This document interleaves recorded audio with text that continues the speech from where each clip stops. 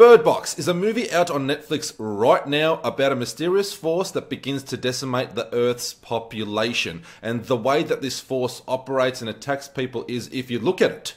You don't even actually see what it looks like. You just kind of hear like a gust of wind, but obviously something's there. If you look at this force, it'll drive you crazy. It'll make you either kill yourself or kill other people. So it's just driving everyone absolute bonkers. Sandra Bullock stars as Malory, and we're treated to two time frames in this movie. We've got the present and we've got the future.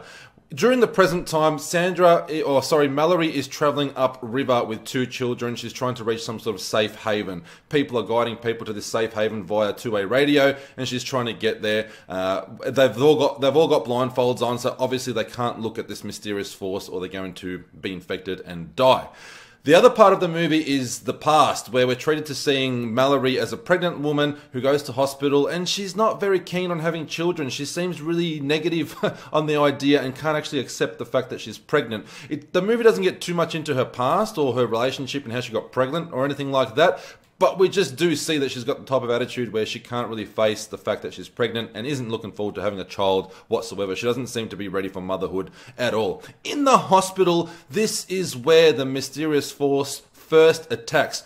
Before that, or on the way to the hospital, you can hear radio announcements and televisions explaining that there are parts around the world that are facing some sort of crisis and people are going crazy. It's basically this mysterious force that just hasn't hit America yet. In the movie, we see when it actually hits. We see the aftermath of what happens once it hits. People going crazy. Some pretty cool scenes, some pretty cool death scenes, and just absolute chaos in the streets. Malory is one of the lucky few that ends up locked up in a home with a group of other people who are all trying to figure out what's going on, but everyone's realized that you cannot look at this force. If you do, you go crazy.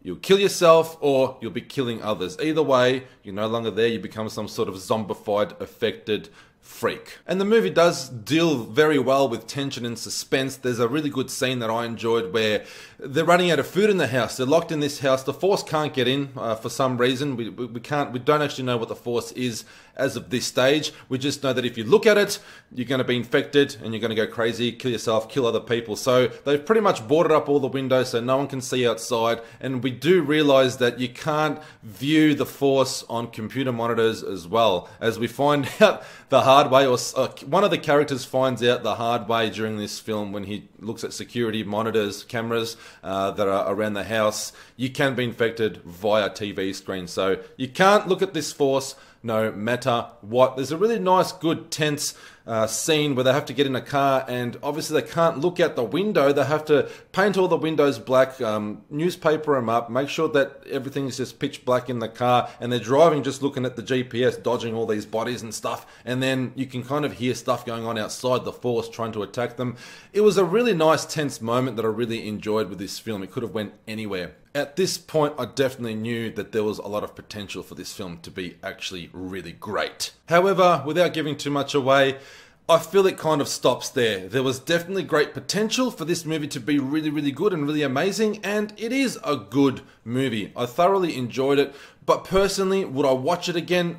Maybe not, unless someone really wanted to watch it that hadn't seen it. I could sort of sit there again and maybe fiddle with my phone. I wouldn't have to really pay attention or worry about seeing something that I missed the first time around. And it's definitely not something that I would add to my collection. Having said that, it's not a bad film. It's a good film, but it just misses the mark to be a really great or amazing film. The acting is definitely superb, super strong from everybody that's cast in this movie. Sandra Bullock still looks amazing for her age. She did a really good job, and I definitely felt an emotional connection with some of the characters, which I definitely really enjoy in a movie these days. Because let's face it, sometimes, or in a lot of movies these days, they just don't have that character development where you actually have an emotional attachment to characters. This movie, I was definitely emotionally attached to some of them, and I love when that happens. So big thumbs up for that. So the movie definitely had a lot of potential. I just feel like it just kind of missed its mark. It wasn't something special, which it definitely could have been. So on the score of 13, I'll have to give Bird Box a well-deserved 9,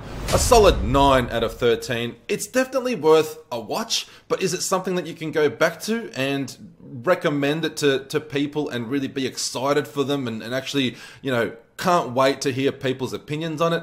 Not really. I don't think it's that type of film at all. It's worth a watch once. It's not something that I personally would add to my collection. So it's not a bad film. It's a good film, but it just misses its mark on being potentially great.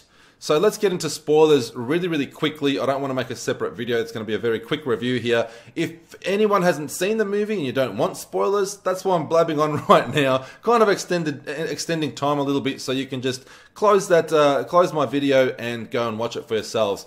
If you've seen it, then you can stick around, or if you're not really interested in watching it based on my review, or you've just decided personally it's not a movie for you, then you can stick around and just find out what happens at the end anyway. So, going across this river, being led to some sort of safe haven, Malory finally reaches this safe haven, and it's actually a school for blind people. So this is why these people were able to survive, because it's a school for the blind. They've managed to board up themselves inside. They can obviously, they're obviously aware of the force and what's happening, you know, via radio and via, you know, news reports and stuff like that. They're fully aware what's happening, but they've got a bit of an advantage because they're blind, so they can't see the force, and the force can only affect you or infect you if you look at it.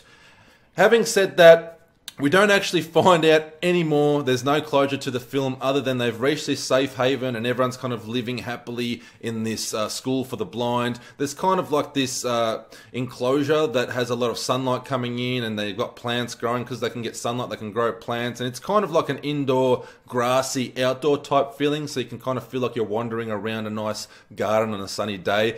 So they can definitely live the remainder of their lives out in this school for the blind. But what is the force? Why is it here? We don't find out, other than it's still out there, and it's kind of like the apocalypse or the end of days. That's all we can assume. So much like A Quiet Place, which you couldn't make any noise because there are monsters out there that will attack you if you make any sound. This kind of plays with a different human sense, which is your vision, which is a very sensitive one for me, and one that I really couldn't imagine going without. Like, the journey that Malory went was just so tense that I just couldn't handle not looking at anything, trying to make my way across the country to a safe haven. So definitely great tense and suspense moments throughout the film, which worked pretty well, but like I said, just missed its mark. So totally up to you if you want to watch this film. No closure in the end whatsoever, other than Malory and the two kids that she's with. One, which is her son, and the other is a daughter of one of the women that she was in the house with originally, who ended up, pretty much everyone ends up dying in that house except for Malory. She's the only one that gets away with the two kids, with her own kid and also one of the other women's daughters who happened to cark it in the house, get affected. Well, what happened was a stranger came in and infected everybody. So now that I'm in the spoiler section, I can kind of, you know, reveal all that. But totally up to you if you want to watch it. 9 out of 13. I've got other movies to talk about and a lot of gaming to do. So if you haven't subscribed and you enjoy seeing this ugly mug, this hairy face, don't forget to subscribe, show your support, give me a big thumbs up and a comment down below. And I will see you all again really soon.